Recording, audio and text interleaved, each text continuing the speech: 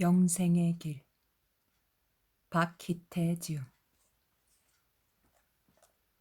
영성으로 풀이한 마태복음 5장 강해. 너희는 예루살렘 거리로 빨리 왕래하며 그 넓은 거리에서 찾아보고 알라. 너희가 만일 공의를 행하며 진리를 구하는 자를 한 사람이라도 찾으면 내가 이 성을 사하리라. 예레미야 5장 1절 말씀. 진리를 구하는 분에게 이 책을 드립니다. 들어가며. 영성이란. 이 책은 영성의 기초적인 말씀으로 마태복음 5장 1절에서 48절까지를 풀어본 것입니다. 영성이란 한마디로 말하기는 매우 어렵습니다. 왜냐하면 광대하며 오묘한 세계에 있기 때문입니다. 그러나 이해하기 쉽게 정리한다면 영의 성장을 의미하는 것입니다. 많은 신앙인들이 쉽게 아는 개념으로는 심령 부흥을 떠올릴 수 있을 것 같습니다. 심령 부흥은 성령으로 심령을 새롭게 하여 하나님을 향하여 온전히 순종함으로 충성심이 발달된다는 의미를 내포하기 때문입니다. 이러한 의미에서 영성은 신앙인에게 있어 참으로 절대적인 의미가 있습니다. 그러나 한간에 사용되어지고 있는 영성이라는 말은 그 실체에 대한 본질적인 접근이 없이 너무나 많이 오용되고 추상화되어 있으며 또한 영성에 관한 번역된 참고 서적들이 일부 있기는 하지만 아직 흡족하리만큼 영성에 대해 안내한 책이 눈에 띄지 않는 실정입니다. 사람의 지체는 일반적으로 영과 혼과 육으로 분류되는데 영성은 그 중에서 영을 기초로 하여 시작됩니다. 즉, 사람의 육체 속에 가장 중요한 기능인 영 속에 하나님의 성령을 부으셔서 진리의 말씀으로 영을 성장시켜 나가는 것으로부터 영성은 출발하는 것입니다. 다시 말해 영성은 사람의 영 속에 예수 그리스도의 의가 심겨져 성숙한 예수 그리스도의 인격과 신격이 드러남으로 말미암아 죄악으로 미물이나 짐승같이 떨어진 영혼들이 하나님의 영광스럽고 온전한 자녀로 성화되는 것을 궁극적으로 지향합니다. 그리스도의 신성한 의가 사람의 영에 심겨져 혼과 육체까지 채워질 때에 비로소 영, 혼, 육이 티나 주름 잡힌 것 없이 온전하게 보존되어 그리스도 앞에 서게 되는 것입니다.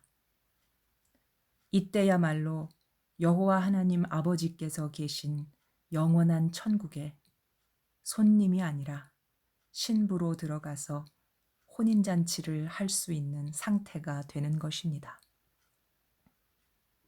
그러므로 간절히 원하는 바는 이 글들을 생각으로 읽지 말고 영으로 느껴서 영적 성장의 실제를 경험하여 천국 가기를 갈망하는 영혼들이나 오직 예수 안에서 영생하기를 간절히 원하는 영혼들에게 작은 도움이 되었으면 하는 마음입니다.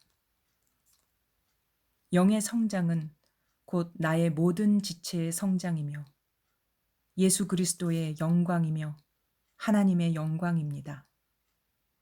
자라지 못하는 영은 언제나 어둠의 종이지만 날마다 성장하는 영은 예수 그리스도의 본을 따라 여호와 하나님께 영광 돌리는 거룩하고 진정한 빛의 성도인 것입니다.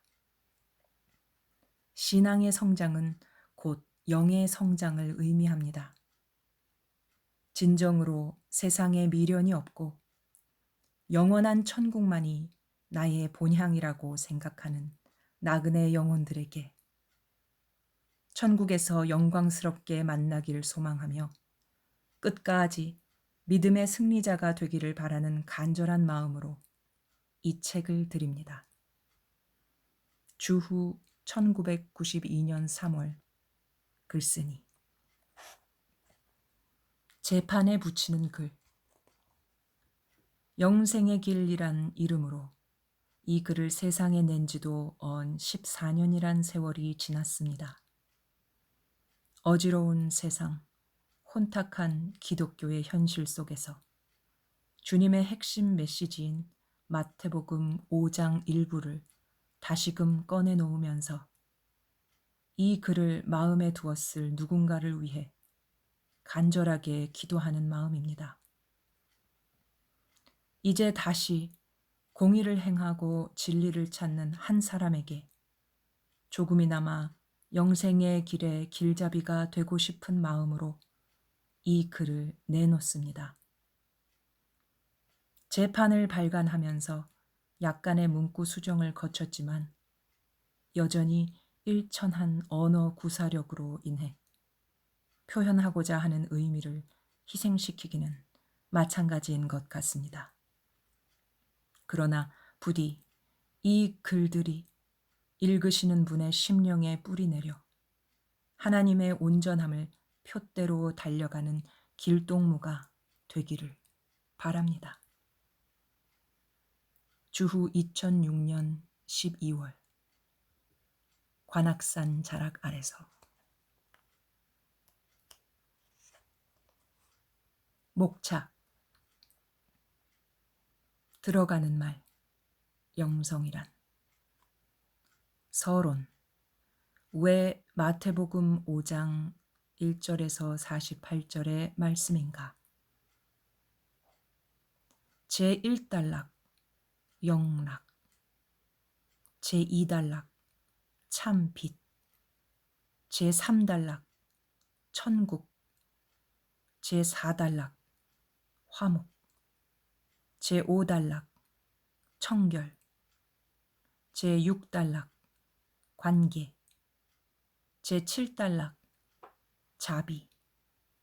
제8단락, 온전. 서론.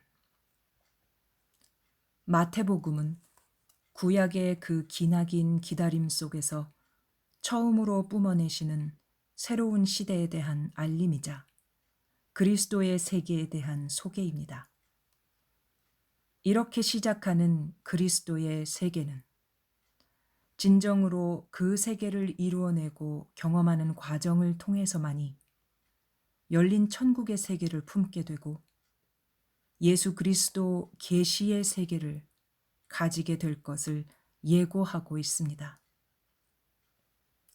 즉 마태복음은 열려 있으나 또한 감추어진 예수 그리스도의 세계에 대한 첫 소개이기 때문에 우리가 주목해야 할 것을 명확하게 제시해주고 있는 것입니다. 예수 그리스도께서는 죄악 중에 있는 사람들에게로 오셔서 당신의 세계를 나타내실 때에 세례 요한의 세례를 받으심으로 율법의 온전한 이룸과 마침이 되실 것을 상징적으로 나타내고 계시며 이를 위해 마태복음 4장에서는 실제적으로 사단의 시험을 이김으로써 천사의 수종드는 모습을 보여주어 앞으로 그리스도의 세계를 가진 사람들의 승리의 모습이 어떠한 것임을 분명하게 증거하고 계십니다. 이처럼 사단의 시험을 이김으로 공생의 준비 과정을 모두 마치신 예수 그리스도께서 마태복음 5장에서 입을 열어 가르치시는 세계는 바로 온전히 이룬 자의 세계이며 천국의 세계이며 또한 앞으로 우리가 반드시 이루어내야 할 영성적 목표인 것입니다.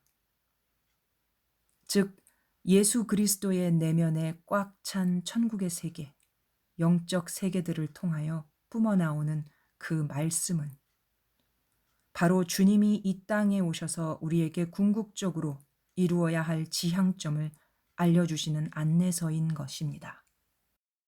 그것이 바로 마태복음 5장을 필두로 하는 산상수훈의 내용이며 그 중에서도 1절에서 48절까지는 우리에게 제시된 온전한 영성의 구체화 과정을 핵심적으로 드러낸 곳이라고 할 수 있습니다. 따라서 보다 단적으로 말하자면 한 개인의 영성이 어느 단계에 이르렀느냐 하는 내면의 측정은 바로 산상수훈에서 제시하는 각 단계별 수준에 얼마나 접근하였는가 하는 것을 척도로 삼을 수 있습니다. 마태복음 5장 1절부터 시작되는 말씀을 단계별로 이루어 들어가다 보면 48절에 하늘에 계신 너희 아버지의 온전하심과 같이 너희도 온전하라 라는 그 온전함의 경지에 감히가 아니라 마땅히 이룰 수 있는 것입니다.